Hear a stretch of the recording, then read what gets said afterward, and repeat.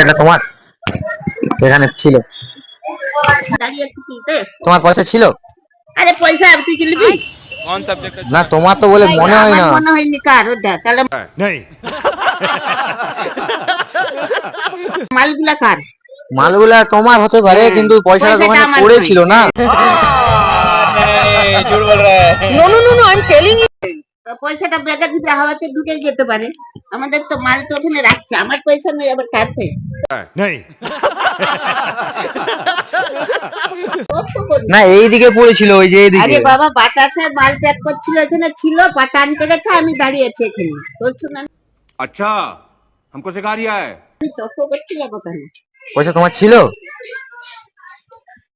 তক্ক করিস না, একটা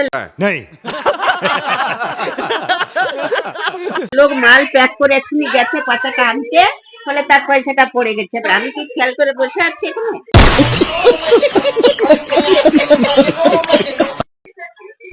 তোমার ছিল পয়সা, ব্যাগটা আমাদের মানে তো ওইখানে পয়সাটা পড়তেই পারে না, বাইরের লোকের পয়সাটা পড়বে, তুই বল।